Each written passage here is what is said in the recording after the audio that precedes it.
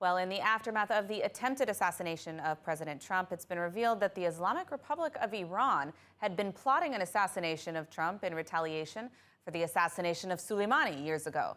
The Islamic Republic has also been known to carry out assassinations on foreign soil. Despite that, the U.S. officials have stated unequivocally that there is no evidence this attempted assassin had any connection to Tehran. Here to speak with us about the Iranian threat and political violence around the world is Colonel retired Richard Kemp.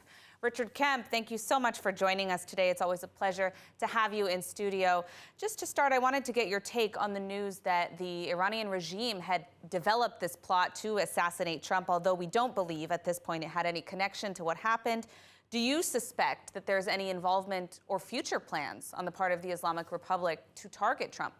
I would be surprised if the Islamic Republic hadn't got plans to assassinate Trump, even before this attempt occurred. I think that was, would have been a reasonable assumption to make. They've attempted assassinations in many different countries, including in the United States and including the United Kingdom and elsewhere.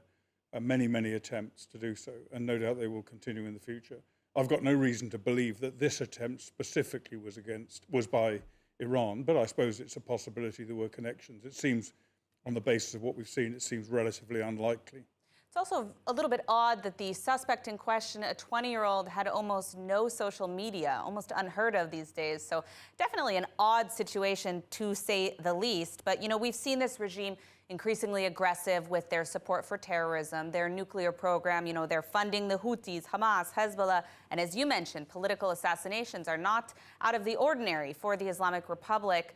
Can you speak a bit about why the Islamic Republic might not want a Trump presidency? I think it's very clear why they wouldn't want a Trump presidency. And a plan to assassinate Trump, I don't think necessarily would be a retaliatory measure, as has been suggested, against his killing of Soleimani. But, of course, Trump is a big danger for Iran. Trump trashed Obama's nuclear deal and froze a great deal of Iranian assets that were in the pipeline to be returned to Iran. And, of course, Biden then restored the assets, gave them a lot of money, which they've been using for terrorism around the region, and has attempted to bring back the nuclear deal. Trump will revert to his previous policy, I have no doubt, and that's dangerous for Iran. I think particularly the issue of frozen assets and actually even going further to maybe endorsing any Israeli efforts to strike Iran in a bigger way than we've seen so far, and perhaps even getting the US to join, because Iran represents a really big danger for not just for Israel, but for the region and for the world. Absolutely. I think they have a clear incentive when it comes to this. Switching gears just a little bit, I wanted to ask you about the Houthis and their continued attacks against UK, US, and other international vessels. What the US and UK done so far, has it just not been effective? I mean, what's it going to take to deter this terrorist organization, of course, again, with the backing of the Islamic Republic, from doing what they're doing? Well, Britain and America have been probably the only two countries that have been willing to actually stand up and use military force against the Houthis in a significant way. But it's not been enough. It's been far too weak. We could have done a great deal more to smash the Houthis and to prevent what they're doing now. This is not something that we've achieved. We haven't succeeded in stopping them from attacking shipping.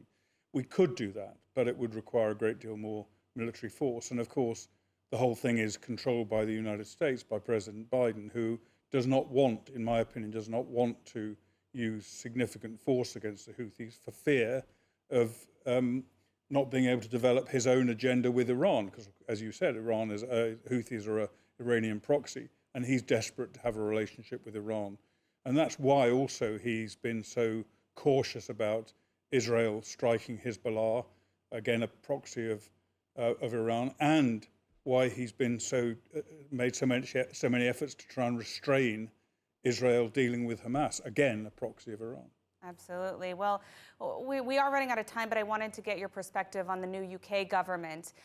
Do you think that this government, under the leadership of Prime Minister Keir Starmer, will be able to effectively push back against the Islamic Republic, be it in the forms of sanction or any other actions? There's been some discussion about the designation of the IRGC as a terrorist organization. What can we expect to see from this UK government? Well, the last government, the Conservative government, was very weak on Iran. It considered prescribing, i.e. listing Hezbollah as a terrorist organization, but didn't, sorry, not Hezbollah, the Islamic Republican Guard. Honestly, they're the same, so. They are, you're right. But it failed to do so.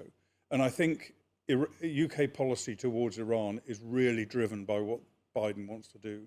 And therefore, the policy might change if Trump goes in the White House. We might see a stronger UK pushback against Iran, which I think is needed.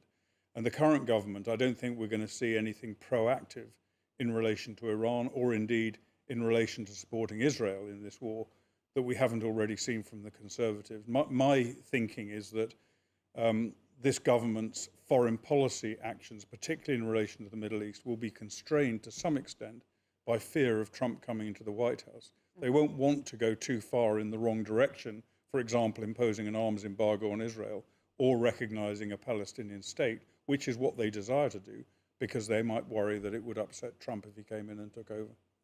Well, we are in very interesting times. We'll have to follow this closely and see how it plays out. But Colonel Richard Kemp, thank you so much for joining us. My pleasure. Thank you.